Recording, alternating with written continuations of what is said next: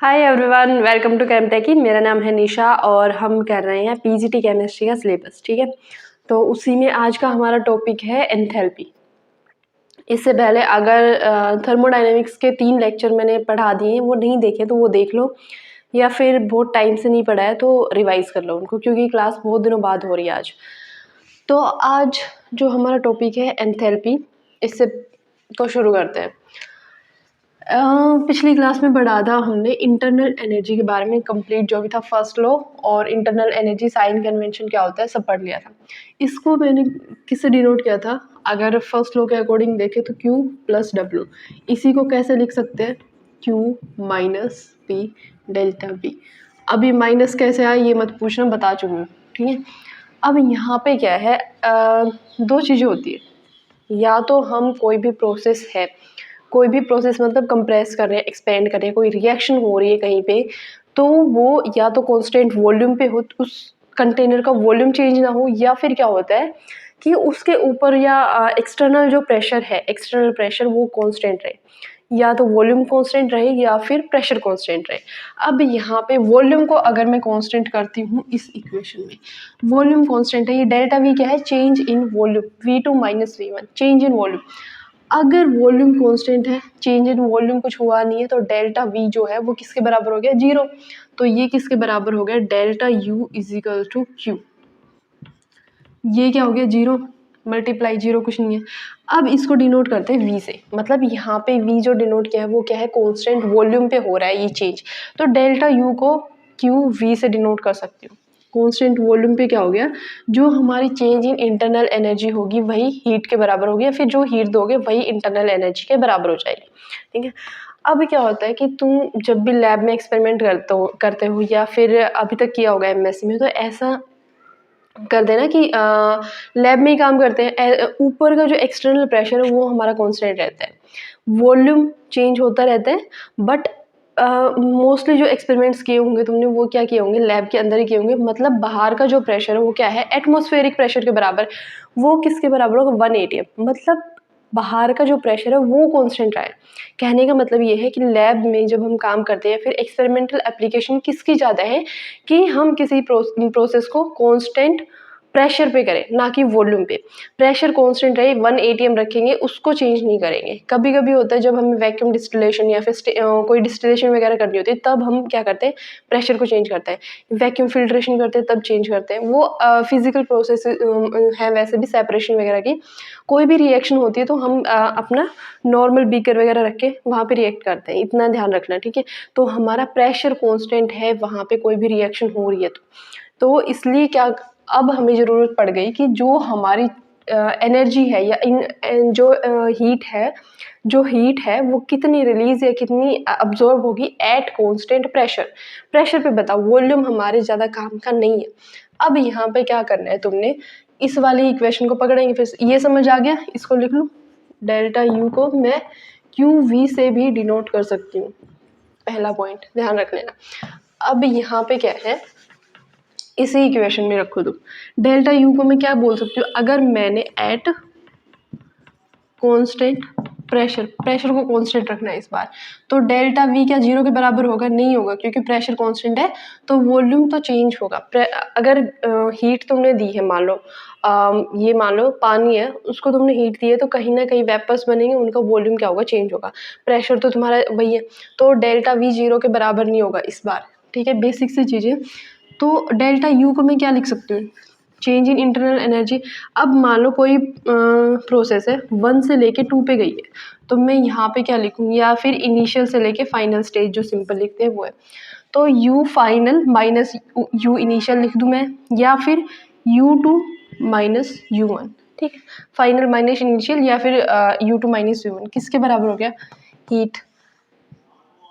Heat at constant pressure मैंने constant रखा है, तो इसको मैंने डिनोट किया QP से। अब यहाँ पे है माइनस P। प्रेशर तुम्हारा कांस्टेंट है, इसमें कोई चेंज नहीं आना, लेकिन वॉल्यूम क्या होगा तुम्हारा? V2 माइनस V1 चेंज हो जाएगा। बस यही करना है। ये हमारी क्या है? Heat at constant pressure. इसी को तो तुमने निकालना है यहाँ से, तो इसको निकालना है, तो ये वाली जो पूरी टर्म है इसको उठा के इधर ले आओ। तो QP अगर मैं लिखूँ इसको इधर ले आओ या फिर उधर करो, जो भी है।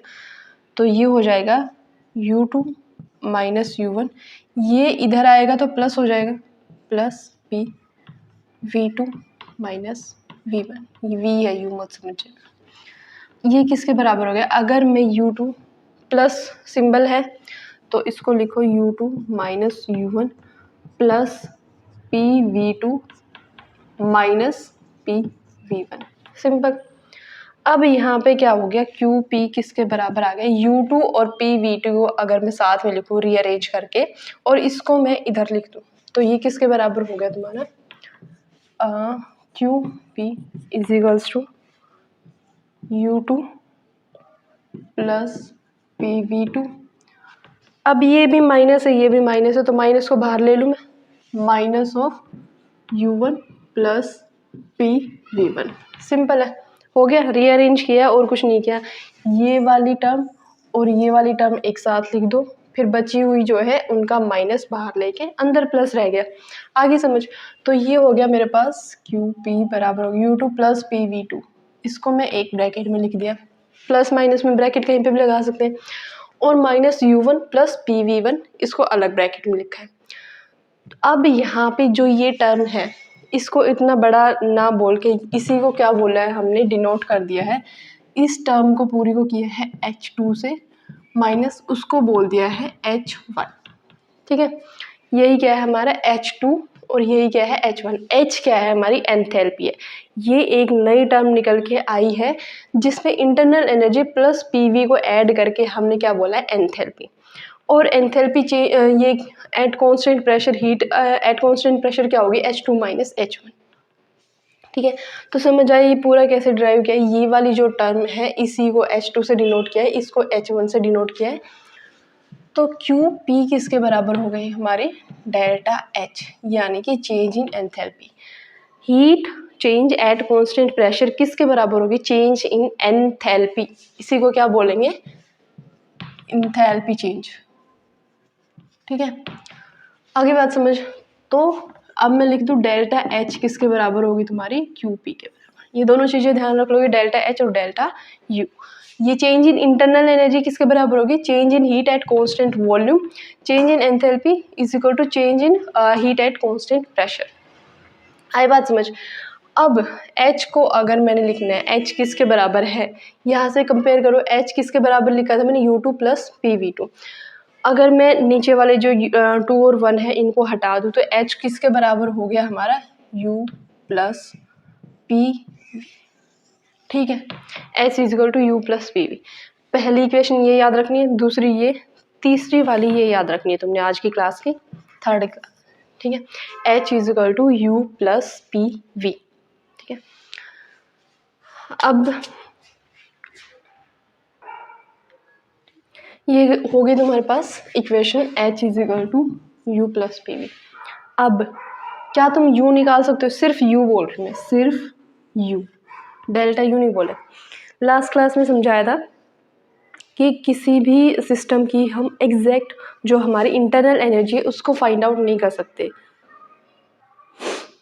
जो भी सिस्टम होगा उसमें क्या कर सकते हैं हम, मान लो कोई भी चेंज हुआ है, ये मेरे पास कोई सिस्टम था, इसमें प्रेशर इंक्रीज़ किया है, वॉल्यूम इंक्रीज़ किया है, डिक्रीज़ किया है, जो भी किया है, उसमें क्या होता है किसी भी स्टेट की exact internal energy find out नहीं कर सकते। हम क्या कर सकते हैं, इस स्टेट से इस स्टेट पे गया है, इसमें कोई भी प्रोसेस हुआ है तो उसमें कितना चेंज इन इंटरनल एनर्जी हुआ है वो फाइंड आउट कर सकते हैं कि पहले इतनी थी बाद में इतनी होगी, तो इन दोनों का चेंज कितना हुआ। सिंपल है, पहले अच्छे से बता चुके पूरा क्यों होता है ये रीज़न वगैरह। तो हम सिर्फ U को फाइंड आउट नहीं कर सकते। इसी तरह क्या है एंथैल्पी, सिर्फ एंथैल्पी, एग्जैक्ट किसी भी सिस्टम की एग्जैक्ट एंथैल्पी हम फाइंड आउट नहीं कर सकते। हमें क्या करना पड़ेगा, कोई भी प्रोसेस अगर हुई है तो उस पर कॉन्स्टेंट प्रेशर पे हुई होगी, ये तो सिंपल सी बात है। एंथैल्पी की बात करें तो कॉन्स्टेंट प्रेशर पे कोई भी प्रोसेस हुई है तो उसमें कितना चेंज इन एंथैल्पी आया है वो हम फाइंड आउट कर सकते हैं। तो मतलब हम डेल्टा H फाइंड आउट कर सकते हैं, ना कि सिर्फ H। तो कहीं पे भी तुम्हें H लिखा नहीं मिलेगा, डेल्टा H लिखा मिलेगा पूरी थर्मोडाइनमिक्स में। अब यहाँ पे क्या है, डेल्टा एच है। अगर मैंने इसके आगे डेल्टा लगाया, डेल्टा क्या होता है, चेंज, मतलब इनिशियल माइनस फाइनल, तो चेंज इसका लिया है, तो ये भी क्या होगा, डेल्टा यू प्लस इस टर्म के आगे भी मेरे को डेल्टा लगाना पड़ेगा, डेल्टा पी वी। अब यहाँ पे ध्यान रखना, मैंने डेल्टा पी और वी दोनों के आगे लगाया, ना कि सिर्फ पी के आगे, या फिर ऐसा भी नहीं लिखा मैंने पी डेल्टा वी लिख दिया, क्योंकि इसका यूज़ हम बाद में करेंगे, दोनों साइड लगा के जो भी है, ठीक है। तो अब यहाँ पे हमारे पास इक्वेशन आ गई, delta is equal to delta U plus P V, delta P V. तो अब ये बताओ, ये जो डेल्टा यू था, ये स्टेट फंक्शन था या पाथ फंक्शन था? ये हमारा स्टेट फंक्शन था, क्योंकि पाथ पे डिपेंड नहीं करता, कोई भी प्रोसेस है इनिशियल माइनस फाइनल, तो ये हो गया हमारा state function. Pressure state function होता है इनिशियल से लेकर फाइनल, वॉल्यूम भी स्टेट फंक्शन, तो इन दोनों का डिफरेंस भी क्या हो गया, हमारा स्टेट फंक्शन आएगा। तो इनकी वजह से स्टेट प्लस स्टेट ऐड होकर डेल्टा एच भी क्या होता है, हमारा एक स्टेट फंक्शन होगा। फंक्शन, स्टेट फंक्शन क्या होता है, जो सिर्फ इनिशियल और फाइनल स्टेट पे डिपेंड करे, किस तरह से तुम उनको फाइनल तक पहुंचाए है, उस पाथ पे डिपेंड नहीं करता। पाथ फंक्शन क्या होता है, सिर्फ क्यू और डब्ल्यू, हीट और वर्क ही हैं जो पाथ फंक्शन होंगे, बाकी सब तुम्हारे स्टेट फंक्शन होंगे, ध्यान रख लेना। अब यहाँ पे क्या है, इस कई बार क्वेश्चन पूछ लेते हैं कि क्यू पी है वो स्टेट फंक्शन है या पाथ फंक्शन है। इसी तरह से तुमसे पूछ लेंगे क्यू वी है वो स्टेट फंक्शन है पाथ फंक्शन है। अब तुमने तो याद कर रखा है कि हीट और वर्क जो है वो क्या होंगे, पाथ फंक्शन, और तुम ये हीट देखोगे और सीधे करोगे पाथ फंक्शन, गलत हो जाएगा। यहाँ पे क्यू पी से डिनोट किया है, मतलब ये किसकी बात कर रहा है, change in heat eight constant pressure, और ये किसके बराबर होता है, तुम्हारी डेल्टा एच, और ये फिर इसकी वजह से क्या हो गया, स्टेट फंक्शन। इसी तरह क्यू वी की अगर बात करें, वी लगा दिया नीचे कॉन्स्टेंट वॉल्यूम, तो वो हमारी डेल्टा यू के बराबर होगा, और डेल्टा यू भी क्या होगा, स्टेट फंक्शन। तो क्यू पी बोले, क्यू वी बोले, या फिर डेल्टा एच डेल्टा यू बोले, सारे के सारे क्या होंगे, तुम्हारे स्टेट फंक्शन होंगे, ना कि पाथ फंक्शन। आगे इतनी सी बात समझ में कि ये कौन सा स्टेट कौन से पाथ फंक्शन है, सारे स्टेट फंक्शन। अब यहाँ पे साइन कन्वेंशन की बात कर लेते हैं कि डेल्टा एच है वो वही है, पॉजिटिव होगा तो क्या होगा और नेगेटिव होगा तो क्या होगा। सिंपल सी बात है, एक्सोथर्मिक एंडोथर्मिक रिएक्शन पढ़ेंगे, इतना तो तुम्हें पता होगा कि एक्सोथर्मिक में क्या होती है, गैस हीट रिलीज होती है, और एंडोथर्मिक में क्या होती है, हीट अब्जॉर्ब होती है। तो डेल्टा एच जब भी तुम्हारा नेगेटिव होगा, सिर्फ इतना ध्यान रख लेना, नेगेटिव होगा तो क्या होगी, एक्सोथर्मिक, ठीक है। पॉजिटिव होगा तो क्या होगी, एंडोथर्मिक।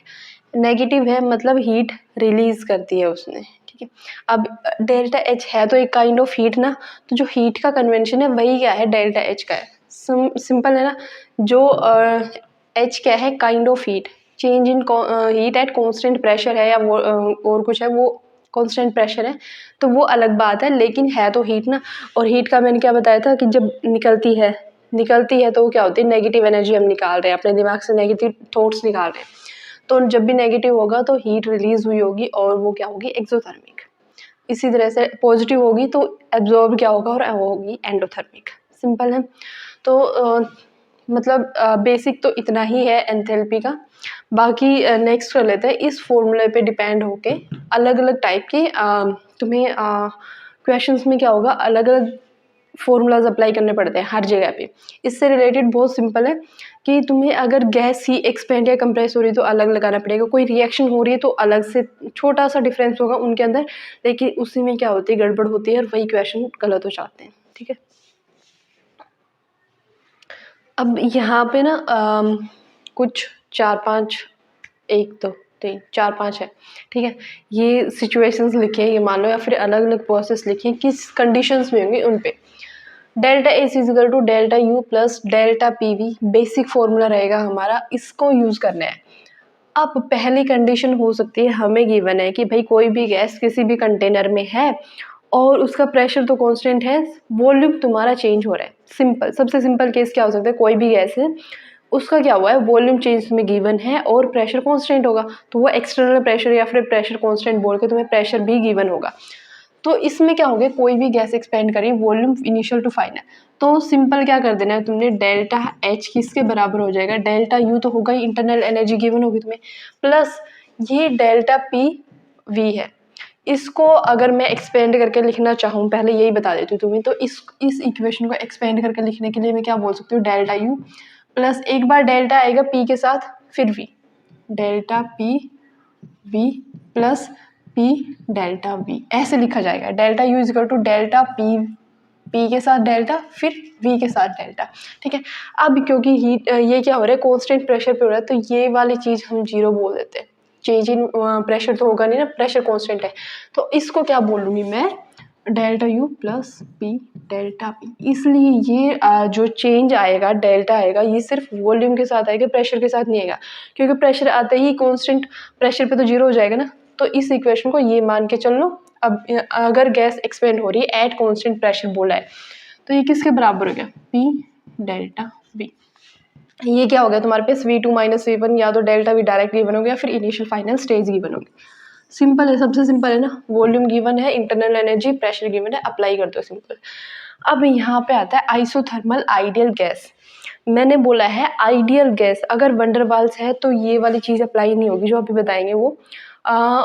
याद होगा पीछे इंटरनल एनर्जी के लिए डेल्टा यू के लिए आइसोथर्मली, अगर मैं आइडियल गैस को बोल रही थी, डेल्टा यू किसके लिए, आइसोथर्मल आइडियल गैस के लिए डेल्टा यू की वैल्यू क्या आई थी, जीरो आई थी। लेकिन वहीं पे मैंने बोला था आइसोथर्मल वंडरवाल्स गैस, उसके लिए मैंने पूरा एक फॉर्मूला लिखवाया था अलग से, कि ये बहुत बार नहीं पूछा जाता, बट पूछा जाएगा तो ये वाला बता देना, ठीक है। तो ये delta U is equal to zero होगा आइसोथर्मल आइडियल गैस के लिए। अब यहाँ पे फिर से मैंने लिखना है delta is is equal to delta U plus delta P V, ठीक है। अब ये डेल्टा यू तो हमारा जीरो हो गया, isothermal ideal gas condition given है मुझे, डेल्टा यू जीरो हो गया। अब यहाँ पे बच गया मेरे पास delta P V, ideal gas है, आइडियल गैस आते ही मैं क्या बोल सकती हूँ, P V is equal to N R T, लिख सकते हो P V is equal to N R T. तो यहाँ पे इसके आगे अगर मैंने चेंज लगाया तो इसके आगे भी लगा सकते हैं ना, एन आर टी के आगे डेल्टा लगा सकती हूँ, डेल्टा एन आर टी। तो इस डेल्टा पी वी की जगह पे मैं क्या लिख दूँ, डेल्टा एन आर टी।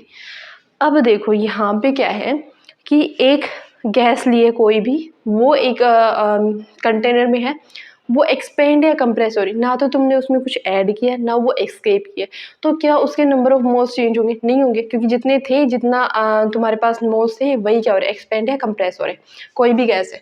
तो क्या ये सॉरी यहाँ पे पूरा ब्रैकेट आएगा, नंबर ऑफ मोल्स चेंज होंगे, नहीं होंगे, आर नहीं होगा चेंज, आर तो कांस्टेंट है ना, गैस कांस्टेंट। टेम्परेचर हो सकता था अगर यहाँ पे आइसोथर्मल ना बोला जाता, आइसोथर्मल क्या है, कांस्टेंट टेम्परेचर, तो ये टेम्परेचर भी क्या हो गया, कांस्टेंट हो गया। तो ये तीनों की तीनों ही चीज़ें तुम्हारी यहाँ पे क्या है, कांस्टेंट है, तो कुछ चेंज नहीं हो रहा, तो डेल्टा एच किसके बराबर आ गया तुम्हारा, जीरो, ठीक है। आगे तो तुम्हें कहीं भी आइसोथर्मल आइडियल गैस मिल जाए, डेल्टा यू भी जीरो होगा, उसके लिए डेल्टा एच भी जीरो होगा। आई बात समझ, ना तो एन चेंज हो रहा, क्योंकि एक बंद कंटेनर में ही तो कंप्रेस एक्सपेंड करोगे, तो वहाँ पे ना तो तुम्हारे मॉलिक्यूल्स एक्सकेप हो रहे, ना और ऐड कर रहे, delta N R delta T. या फिर इसको सिंपल अगर लिखोगे, एन आर तो सेम रहेगा, और फिर ये डेल्टा टी अगर मैं बोलूँ तो डेल्टा टी तो यहाँ पे है नहीं, चेंज इन टेम्परेचर, तो वो जीरो हो जाएगा। सिंपल, ये तीनों कांस्टेंट है, चेंज कुछ हो नहीं रहा, तो डेल्टा एच जीरो के बराबर। कर लोगे याद इसको, आइसोथर्मल आइडियल गैस के लिए डेल्टा यू भी जीरो होगा और डेल्टा एच भी जीरो होगा। सिर्फ आइडियल बोला है मैंने, वंडरवाल्स के लिए अलग से फॉर्मूला बता चुकी हूँ, डेल्टा यू का, डेल्टा एच का बता दूंगी क्लास के एंड में शायद। ये दो कंडीशंस बना लेना, ये चार्ट पूरा का पूरा बहुत काम आएगा। अब यहाँ पे आता है कि कोई भी रिएक्शन हो रही है, रिएक्शन ही तो करवाते हैं ना, रिएक्शन हो रही है तो वहाँ पे कुछ चेंजेस होंगे, जैसे ए प्लस बी प्लस सी और डी में कन्वर्ट हो गया, ठीक है। सबसे ज़्यादा क्वेश्चन इससे पूछे जाएंगे, ये जो सिचुएशन है यहाँ से। इसमें क्या है, कोई भी रिएक्शन हो रही है, तुमने सॉलिड रिएक्टेंट डाला, कोई गैसेस रिएक्टेंट डाल दिया, या फिर लिक्विड भी डाला है, तो उससे रिएक्शन वगैरह होके प्रोडक्ट में क्या आ गया, कुछ गैस बनी, कुछ लिक्विड, कुछ सॉलिड, या हो सकता है सारे गैस बन जाए, हो सकता है सारे लिक्विड बन जाए। तो यहाँ पे मैंने तीनों स्टेट्स को लिख दिया, ए गैस इसमें मान लो, बी सॉलिड है, सी गैस और लिक्विड।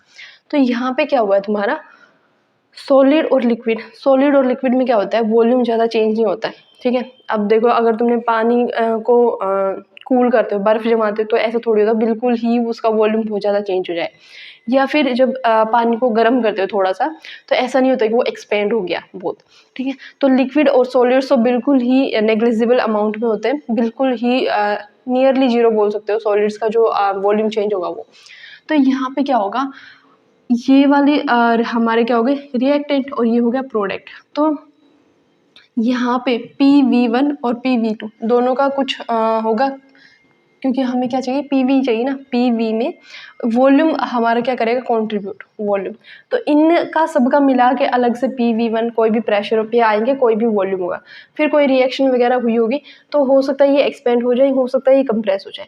तो इनकी अलग कोई कंडीशन होगी जहाँ पे फाइनल प्रेशर फाइनल वॉल्यूम होगा। लेकिन हमने क्या बोल रखा है एंथैल्पी निकाल रहे हैं, तो प्रेशर तो कॉन्स्टेंट है, तो वॉल्यूम क्या होगा हमारा चेंज होगा थोड़ा थोड़ा। अब यहाँ पे कोई भी रिएक्शन होगी तब तुम्हें क्या लगाना है, delta U plus delta PV। अब इसमें क्या होता है कि यहाँ पे कोई भी रिएक्शन होती है उसको क्या मान लेते हैं, जो भी गैस निकलेगी वो क्या है आइडियल गैस है। मान के चलते हैं कि जो भी हमारी गैस निकलेगी वो क्या होगी आइडियल गैस हो जाएगी। अब आइडियल गैस में भाई सिंपल PV को क्या लिख सकती हूँ मैं, NRT लिख सकती हूँ, is equals to delta U plus delta NRT, ठीक है। NRT मैंने लिख दिया।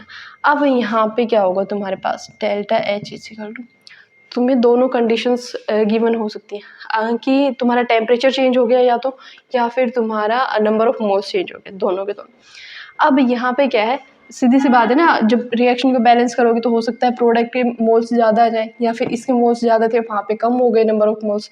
तो यहाँ पे N भी चेंज हो सकता है और हमारा टेम्परेचर भी चेंज हो सकता है, दोनों चीज़ें होंगी, N भी चेंज हो सकता है और टेम्परेचर भी चेंज हो सकता है। अब यहाँ पे क्या लिखना है तुमने, delta U plus delta N, number of moles change हो सकते हैं, डेल्टा N के साथ लगाया मैंने RT बोल सकती हूँ मैं, प्लस दूसरी चीज़ R तो कांस्टेंट है, ये तो कोई चेंज नहीं होगा, और दूसरा मैं बोल सकती हूँ NR कांस्टेंट रहे, हमारा क्या हो गया टेम्परेचर चेंज हो गया, ठीक है। ये चीज़ें आ गई मेरे पास, delta NRT NR delta T। अब क्या होता है तुम्हें कोई भी कंडीशन गिवन होगी, या तो टेम्परेचर बहुत कम चेंज होगा या फिर नंबर ऑफ मोल्स हमारे कांस्टेंट आ जाएंगे। इन दोनों में से जो भी चीज़ आएगी, टेम्परेचर अगर मैंने कांस्टेंट बोल दिया कि टेम्परेचर ज़्यादा चेंज नहीं हुआ है, टेम्परेचर तुम्हारा बहुत ज़्यादा चेंज नहीं हुआ है, या फिर अगर तुम्हें ये बोला जाए कोई भी रिएक्शन हो रही है 298 केल्विन, ठीक है, तो उसका मतलब यही है कि पूरे थ्रू आउट द रिएक्शन क्या है तुम्हारा टेम्परेचर कांस्टेंट है। कर लोगे, इसको ध्यान रखोगे एट इतना टेम्परेचर, या फिर सिंपल बोल दिया कि थ्रू आउट द रिएक्शन इतना टेम्परेचर है, तो डेल्टा T क्या हो गया तुम्हारा फिर से जीरो हो जाएगा, यहाँ पे इस टर्म की कोई वैल्यू नहीं बचेगी, ठीक है। लेकिन अगर तुम्हें बोला जाए स्पेसिफिकली कि यहाँ पे शुरू में इतना टेम्परेचर था बाद में इतना हो गया है, तो तुम्हें ये टर्म भी कंसिडर करनी होगी। हालांकि ऐसे क्वेश्चन PGT लेवल पे आएगा नहीं यहाँ तक, बट फिर भी अगर तुम्हें बोला जाए कि टेम्परेचर शुरू में इतना था फाइनल इतना हो गया, तो वो डेल्टा T को भी कंसिडर करना है यहाँ पे, ठीक है। तो जनरली क्या होता है, हमें बोला जाता है इतने टेम्परेचर पे रिएक्शन हो रही है, तो डेल्टा T को इग्नोर कर दो यहाँ पे। अब आ गया मेरे पास ये डेल्टा N, ये है change in number of moles. अब वॉल्यूम में कौन कॉन्ट्रीब्यूट कर रहा है, अगर तुम देखोगे वॉल्यूम में कौन कॉन्ट्रीब्यूट कर रहा है, गैसिस पार्टिकल कर रहे हैं। सॉलिड और लिक्विड का तो सेम वही वॉल्यूम में छोटा मोटा चेंज होगा, उसको इग्नोर करते हैं, ठीक है। तो यहाँ पे क्या होगा, डेल्टा N किसके लिए लेंगे, गैशियस पार्टिकल्स के लिए ही कंसीडर करेंगे, ठीक है। तो ये चेंज इन वॉल्यूम किसका होगा, Ng से डिनोट कर रही हूँ, मतलब रिएक्टेंट से प्रोडक्ट में गया तो डेल्टा Ng किसके बराबर हो गया, प्रोडक्ट के कितने नंबर ऑफ मोल से माइनस रिएक्टेंट के गैसियस मॉलिक्यूल्स। आई बात समझ कि रिएक्टेंट से प्रोडक्ट में गया है तो कितने गैसियस मॉलिक्यूल्स प्रोडक्ट के हैं, माइनस कर दो कितने रिएक्टेंट के, सिर्फ गैस मॉलिक्यूल्स, ये नहीं मोल्स, ये नहीं बोल रही हूँ, सॉलिड और लिक्विड सब कैलकुलेट करो। इनके क्वेश्चन करेंगे थोड़ा और क्लियर हो जाएगा। तो ये ध्यान रखना G है यहाँ पे, मतलब गैस के ही मॉलिक्यूल मोल्स लेने तुमने, प्रोडक्ट में कितने गैसेस मोल्स हैं माइनस रिएक्टेंट में कितने हैं, वो हो जाएगा डेल्टा Ng। R की वैल्यू पुट करोगे, टेम्परेचर तुम्हें गिवन होगा, डेल्टा U गिवन होगा, तो डेल्टा H निकालो, ठीक है। तो कोई भी रिएक्शन गिवन हो उसमें गैसियस मोल्स देखने हैं तुम्हें कितने हैं, और फिर ये फॉर्मूला अप्लाई कर देना है, ठीक है। अब बात करते हैं क्या होता है, कई बार फेज चेंज होता है तुम्हारा, या फिर सिंपल बोलो एट कांस्टेंट वॉल्यूम। अगर मैं पहले बताऊं कांस्टेंट वॉल्यूम पे क्या होगा तुम्हारा भाई, डेल्टा वी 0 के बराबर हो जाएगा, पहले भी कर चुके ना ये। डेल्टा वी किसके बराबर हो जाएगा, 0 के, तो डेल्टा एच किसके बराबर हो जाएगा, डेल्टा यू। सिंपल, ये टर्म 0 होगी तो delta H is equal to delta U, और या फिर यही क्यू भी बराबर क्यू, ये सारे क्या हो गए, बराबर हो गए यहाँ पे कांस्टेंट वॉल्यूम पे। अब ये कांस्टेंट वॉल्यूम कहाँ कहाँ पे हो सकता है ये बताओ। सॉलिड, कोई भी हमारा सॉलिड है वो सॉलिड में ही रहे, थोड़ा बहुत हीट कर दिया उसको, कूल कर दिया, या लिक्विड लिक्विड में ही रहे, सॉलिड से लिक्विड में जाए, लिक्विड से सॉलिड में, मतलब लिक्विड और सॉलिड जब आपस में इंटरचेंज करेंगे तो उनके वॉल्यूम में ज़्यादा डिफरेंस नहीं होता है। तो वहाँ पे क्या कंसिडर करते हैं हम कि वॉल्यूम कांस्टेंट है, कांस्टेंट वॉल्यूम होते ही डेल्टा वी इक्वल टू 0 होगा, और डेल्टा वी 0 होता है delta H is equal to delta U, Q P is equal to V U, ये सब बराबर हो जाएंगे। ठीक है, तो ये वाली सिचुएशन है जहाँ पे वॉल्यूम कांस्टेंट होगा और फिर ये इक्वेशन बन जाएगी। ठीक है, इनमें सिंपल तुमसे पूछेंगे डायरेक्टली क्वेश्चन आएगा, लेकिन यहाँ पे आ गई लिक्विड से गैस में या फिर सॉलिड से गैस में जब कन्वर्ट होगा। अब एक मिनट, अब लास्ट कंडीशन बचती है कि या तो तुम्हारा लिक्विड से गैस में जाए, या फिर बोल दो कि सॉलिड से गैस में चला गया, या फिर गैस से सॉलिड में, लिक्विड से सॉलिड, सॉरी गैस से लिक्विड में, मतलब एक प्रोडक्ट तुम्हारा गैस है, दूसरा लिक्विड या सॉलिड है। ठीक है, तो इसमें क्या होगा, डेल्टा वी फिर से आएगा, delta H is equal to del U plus P delta V, यही मान के चलेंगे। अब यहाँ पे चेंज इन वॉल्यूम बोल रहे हैं, तो लिक्विड का सोचो, यहाँ पे अगर ये कंडीशन है तो डेल्टा वी किसके बराबर होगा, गैशियस माइनस वी लिक्विड, यही होगा तुम्हारा, गैस में से लिक्विड, लिक्विड का वॉल्यूम जो चेंज होगा वो बहुत कम होगा, volume of liquid, sorry change नहीं, वॉल्यूम ऑफ लिक्विड गैस के वॉल्यूम से बहुत कम होगा, लिक्विड थोड़ा सा होगा, गैस का वॉल्यूम ज़्यादा होता है, सिंपल। तो यहाँ पे गैशियस वॉल्यूम बहुत ज़्यादा होता है, लिक्विड का कम होगा, या फिर इसी तरह से सॉलिड का बोलोगे तो सॉलिड का बहुत कम होगा, इसीलिए क्या होगा, तुम गैशियस का ही वॉल्यूम मान के चलो डेल्टा वी का, डेल्टा वी नियरली इक्वल हो जाएगा वी ऑफ गैशियस। ठीक है, डेल्टा वी को वी गैस के बराबर लिखेंगे, तो इसी में क्या हो जाएगा तुम्हारा, delta H is equal to delta U plus P V G, delta H is equal to delta U plus P volume of gas. ठीक है, तुम्हें यहाँ पे जब भी फेज चेंज होंगे तो वॉल्यूम ऑफ गैस गिवन होगी, उसी को डायरेक्ट पुट कर देना, ये मत सोचना कि डेल्टा वी क्या करूँ, इनिशियल वॉल्यूम नहीं है, फाइनल नहीं है, जो वॉल्यूम ऑफ गैस है वही पुट करो, delta H is equal to delta U plus P V G. ठीक है, तो ये कुछ सिचुएशंस थी बस। अब एक फॉर्मूला और होता है, delta H is equal to delta U, sorry N C P M delta T. ठीक है, ये होता है एक। अब तुमने पहले इंटरनल एनर्जी का जब मैंने पढ़ाया था तो वहाँ पे इंटरनल एनर्जी का मैंने लिखा था delta U is equal to N C B M delta T. ठीक है, तो इन दोनों फॉर्मूलाज को और ध्यान रख लो अभी के लिए, बाद में मैं गामा और सी पी सी वी क्या है वो भी बता दूंगी, थोड़ा सा कवर हो जाता है उसके बाद बताऊंगी। तो delta is equal to N C P M D T भी लिखते हैं, और delta U is equal to N C P M D T. ये क्या है, हीट कैपेसिटी तुम्हारी एट कॉन्स्टेंट प्रेशर, और ये है heat capacity at constant volume. ठीक है, एक मोल की गिवन है इसलिए सी वी एम लिखा है, एक मोल की गिवन है इसलिए सी पी एम लिखा है, तो फिर एन मोल्स के लिए N C V M delta T लिख देते हैं। अगर तुम्हें डायरेक्ट ही जितने नंबर ऑफ मोल्स है उतने की गिवन हो तो वही delta U is equal to number of mole से मल्टीप्लाई करने की जरूरत नहीं है, जितना है उतना लिखो, सी वी डेल्टा टी, और डेल्टा एच हो जाएगा सी पी डेल्टा टी। ठीक है, इसको थोड़ा और एक्सप्लेन करूँगी बाद की क्लासेस में। ठीक है, तो आज के लिए ये है कि डेल्टा एच पूरा हमने पढ़ लिया है अच्छे से। इसके बाद में करते हैं इसके न्यूमेरिकल्स